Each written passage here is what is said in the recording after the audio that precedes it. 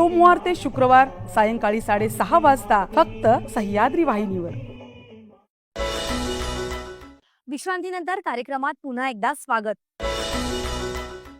द्राक्षाचा आगार म्हणून ओळखल्या जाणाऱ्या जालना तालुक्यात केशरी आंब्याचा अनोखा प्रयोग राबवला आहे. वनस्पतीशास्त्रात पदव्युत्तर शिक्षण घेतलेल्या भरत उबाळे यांनी आंब्याच्या कलमऐवजी कोय रुजवून सेंद्रिय पद्धतीनं केशरी आंब्याचं उत्पादन घेतलंय. थेट ग्राहकांपर्यंत पोहोचणाऱ्या या आंब्याला मोठ्या प्रमाणात मागणी असून भरत यातून भरघोस उत्पन्न घेत आहेत.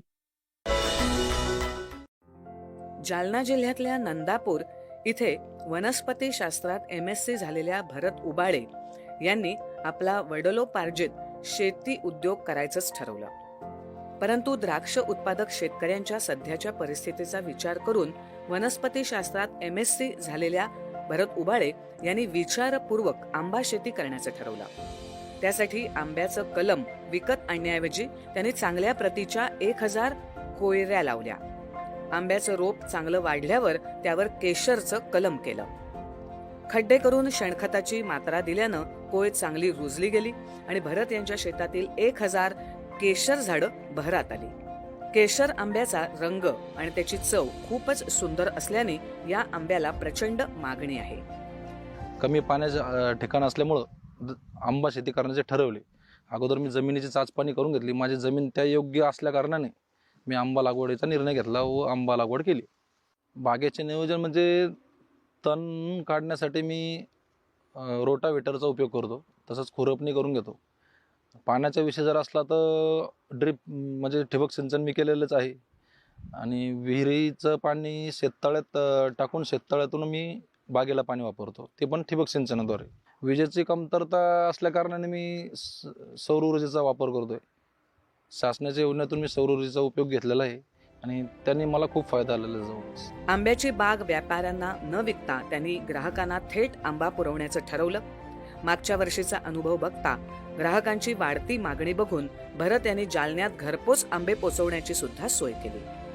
त्याशिवाय चोखंदळ ग्राहक थेट त्यांच्या शेतात येऊन आंबे घेऊन जातात. त्यामुळे केशर आंब्याच्या गुणवत्तेत किंचितही फरक पडू नये यासाठी त्यांनी आंब्याच्या झाडांना साडीचं आच्छादन देऊन आंब्याची ऊन आणि कीटकांपासून काळजी घेतली आहे. आंबे लहान असतानाच त्याच्यावर कागदी पिशवी लावल्यामुळे आंब्याचं उत्पादन तर जोरदार आलंच आहे, शिवाय कुठलीच रोगराई होण्याची शक्यताही राहिलेली नाही. 40-42 डिग्रीच्या तापमानात देखील फळांना कुठलाच फरक पडलेला नाही. नंदापूरमध्ये द्राक्ष शेतीला अवकाळी आणि कमी पाणी आणि त्याच्या तडाख्याने ग्रासलेलं असताना अभ्यासपूर्ण रीतीनं जमिनीचा पोत, पाण्याचं योग्य नियोजन आणि कागदी पिशवी, साडी आच्छादन या पद्धतीचा वापर करून भरत उबाळे यांनी केशर आंब्याचं भरघोस उत्पादन घेतलं आहे. त्यांच्यासारखा अभ्यासपूर्ण विचार करून अनोखा प्रयोग शेतकऱ्यांनी केला तर तो नक्कीच यशस्वी होतो, हे भरत उबाळे यांनी दाखवून दिलंय. दूरदर्शन बातम्यांसाठी अनंत साळी, जालना.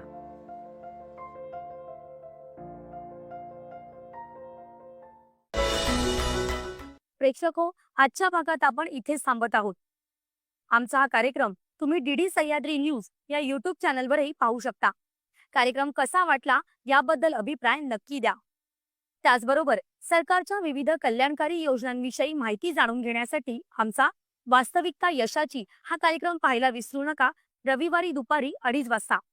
हा कार्यक्रमही तुम्ही DD सह्याद्री न्यूज या YouTube चॅनलवर पाहू शकता. तेव्हा पुन्हा भेटूया पुढच्या रविवारी. तोपर्यंत नमस्कार.